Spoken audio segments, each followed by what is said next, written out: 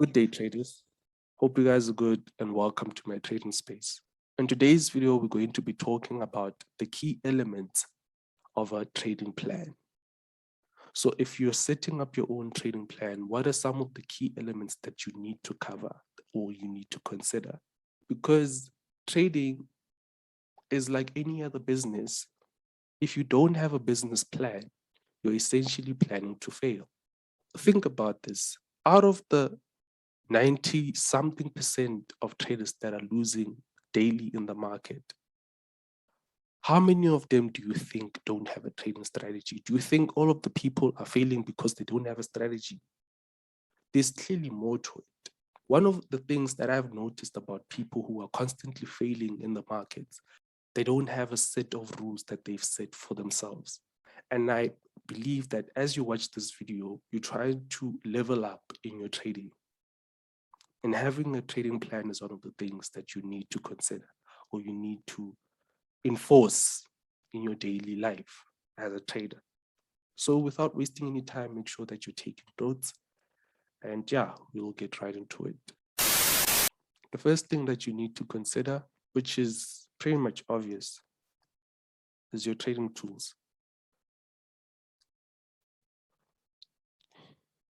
So by trading rules, I'm talking about the following. Your broker. Now, I've released a video talking about the things that you need to consider when choosing a broker. And another thing that I didn't mention in that video is you have to find a broker that's suitable for your strategy. So some people are fundamental traders. Now, with an A-type broker, you can't place trades during high volatile news.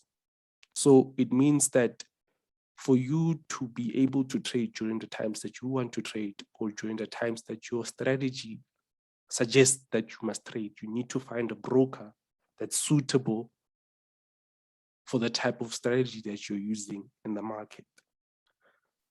The second thing that you need to consider, or the second thing that you need to cover, is you have to have a computer that's stable and that's working. And also you have to have a smartphone from which you're going to monitor your trades from, right? With this, you must also consider power cuts. Now, if you're living in South Africa, load shedding is a very much regular thing, right? If you're trading on your computer alone, what will happen if the electricity goes off during the time of high impact news and the market goes against you? Power. So these are the basics that you need to consider. You don't have to plan, you don't have to write them down on your trading plan, but make sure that you have considered each and every one of them for each and every scenario. Now we'll get to the juice right now. Another thing that you have to consider when setting up your own trading plan is your methodology.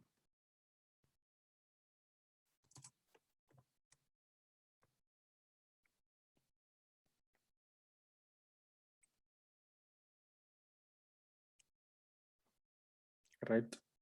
And these are the elements that you need to consider under methodology. Number one, which is the most important, is your trading system. Are you going to trade momentum trades? Are you going to take counter trades? Are you going to trade within range only? Right? So have a trading system, right? Obviously, with this consideration, you need to have a trading system that has a positive expectancy, that has a positive return. It means that before you decide on the trading system that you're going to use, there's a lot of forward testing and back testing that has to go behind the scenes, which leads me to my next point. Instruments. Are you going to be trading stocks, currencies, indices, Are there specific pairs of stocks that you're going to be trading? Specific indices that you're going to be trading? Similar to a trading system, if you have a trading system that works and you decide on the instrument that you're going to be trading, right? Have you back tested that instrument well enough? And do you have a positive return from your back testing and your forward testing on that system? For now, I'll make an example with myself. I'm comfortable trading currencies. I can't just randomly say, because I'm so profitable on currencies, let me just go trade German 30. There's a certain way that thing moves. And if I haven't back tested it, and if I haven't taken notes of how that moves, that thing will probably result in a lot of losses on my part. So when you're considering the instruments that you're going to be trading, make sure that you've back tested them well enough. Another element is the time frames that you're going to be using. Are you going to scalp trade? Are you going to swing trade? Are you going to day trade? Right? A lot of factors need to be considered before choosing the time frame that you are comfortable with. I think if I get enough feedback, I'll create another video specifically on time frames. I'll make an example of myself. I'm a full-time trader, but I don't scalp trade. And that's because I'm not comfortable scalp trading. Scalping does not match my temperament. I'm a patient guy. I like to take my time, and I don't perform well under pressure. I don't like being pressured. And I feel like whenever I take a scalp trade, I'm being pressured to take a specific trade, right? My train of thought isn't on point when I take scalp trades. So I'm only comfortable taking swing trades. And that's why I stick to higher time frames. You might be different from me, right? There are people who like the adrenaline. So trading lower time frames isn't a problem for them. So yeah, make those considerations when you're choosing the time frame that you're going to be trading. The next point is your exit and entry criteria. This will only come from back testing. Make sure that you have rule sets. You have a rule set of the things that you need to follow or consider before placing or before executing on a trade and before exiting on a trade. Decide on entry and exit criteria.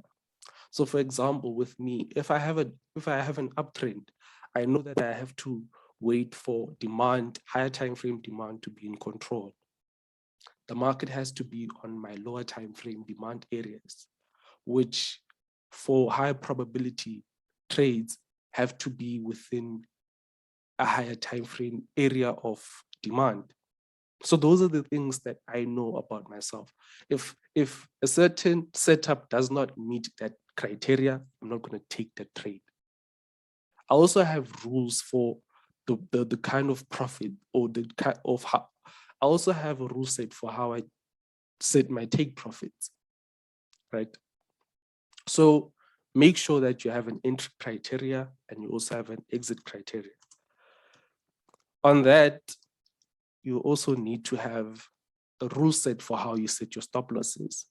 So if you trade supply and demand, you'll know that your supply and demand level will dictate how you place your stop loss, because you place your stop loss at a distal line, right?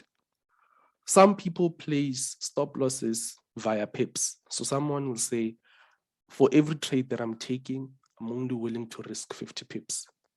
Some people, their stop losses are determined by the sizes of their account and the sizes of their positions. All of these information can be derived from your back testing. Once you've back tested your strategy and forward tested it, you will know how you approach your stop losses. So yeah, these are all the elements under methodology. Moving on, you have money management. Let me just write that down. Money management. And there's a video that I uploaded on risk management. If you haven't checked that out, make sure that you do. The link to it will be in the description box below. Right? Under money management, these are a few things that you need to consider. Right? Number one is your position sizing. These are the lot sizes that you're going to use per trade. Right? Number two is your capital. So how much is your overall capital? And from that overall capital, what portion of that overall capital are you willing to risk? Number three, losses. And also you need to decide on a maximum drawdown. Now, here's the link between these three elements. You should be only risking the capital that you're willing to lose. So whenever you make a deposit in the market, subconsciously it needs to register that this money is gone. This money is gone. If I lose it, it's fine. Make sure that you're not emotionally attached to it. Make sure that it's not money that you need immediately or that you're going to need immediately. It's not money for school fees. It's not money for books. It's not money for rent. Remember Murphy's Law. If anything can go wrong, it will go wrong. So with your capital, say you've invested $1,000, you'll set a maximum drawdown of e.g. 30%. Remember in June, I had a very terrible week and I uploaded a video talking about how I deal with losses. And I mentioned that when I hit that maximum loss on my overall capital, I stay away from the market, right? I stay away, I backtest, because if I position if I take reasonable lot sizes on my positions and I lose up to 30% of my capital, it means that there's something that I have to go back and test. It means that I need to take time away from the market because number one, either my system or my trading strategy is proving to be useless to the market condition that I will be in during that point in time.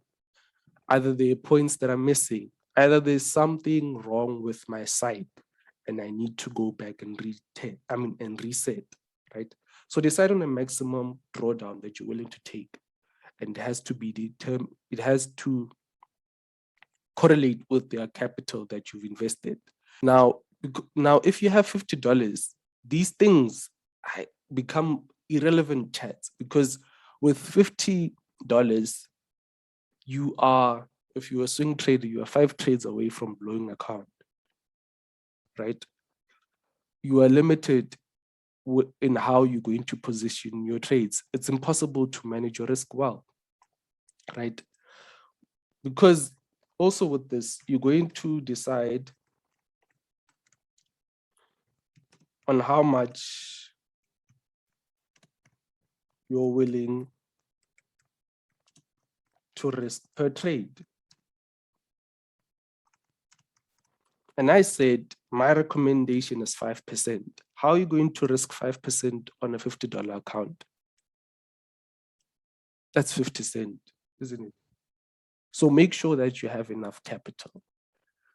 Position sizing goes hand in hand with how much you're willing to lose per trade. Also on money management, you have to set profit targets. Now with this profit targets chat, there's a disclaimer. And the disclaimer is be realistic. You can't be depositing $10 and expecting it to be 200 by the end of the month. If that's your expectation, that means you're going to be risking very heavily, right? And chances are you're going to blow that account, right? So anything between 5% to 50% monthly depends on your risk appetite. But anything between that per month as a profit return is a good return. So when you've invested capital into the market, decide on your profit target. And with the profit targets that you've set, make sure that you are as realistic can be. So yeah, these are all the elements that you need to consider under money management. Now let's go to our last point, which is also very, very important. And this is your trading mindset. Let me just write it quickly.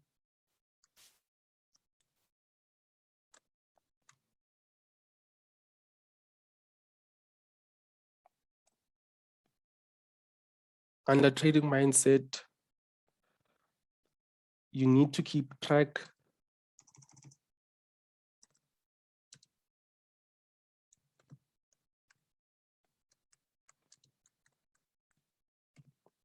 of your trading history. So one of the things that you need to do, that you can do, is you can link your trading account to my FX book. You can look it up on YouTube how you link your trading account with a my FX book account. You need to keep an accurate trade record, track record of your trading history. And also your frame of mind when you're trading.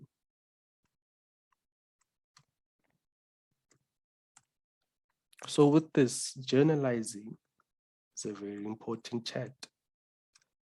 You will decide. I think I'll upload a video also here if I get enough requests, right? Because I have a tendency of saying I'm going to upload a video and then I forget.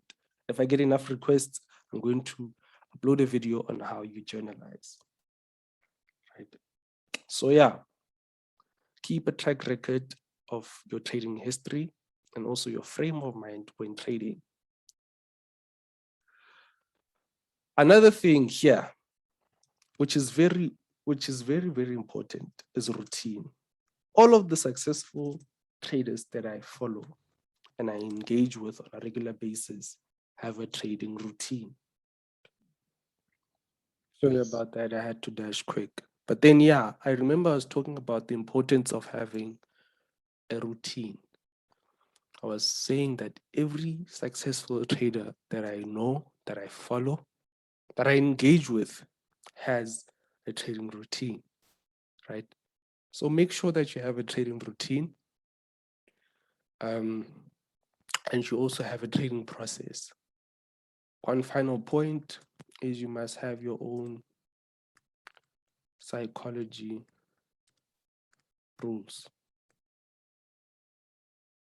Now, this is very similar to a trading system a trading system and a trading strategy, because I know of some people who don't trade on Mondays and Fridays because they feel like those are the days where they experience the most losses in the market, right? I like I said, I'm not comfortable taking counter trades. I say this very often. Also, when you look at my weekly market breakdowns, when I see an opportunity for the market to go opposite a higher time frame direction, I don't take it, right? I can see it. It can go according to how I anticipated it would go. But because I'm not comfortable with that, I decide to stay away from that. So you can also follow the same thing, right? Make sure that you have a clear mind, frame of mind when you're going to trade. If you're going through personal things, stay away from trading.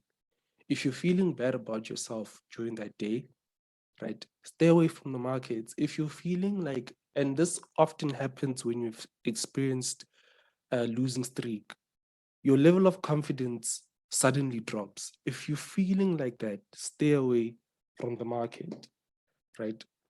But then, yeah, these are all the elements that you need to take into consideration when creating your own trading plan. Now, I'm sure that there's other elements that I've left out, right? But then these are the things that come to mind when I think of creating a trading plan, right? Trading plan does not necessarily have to be longer than a page. A trading plan can naturally fit into a page, right? So yeah, this is all I have for you guys. Make sure that you like this video, share it with your trading buddies, and we'll meet again soon. Peace.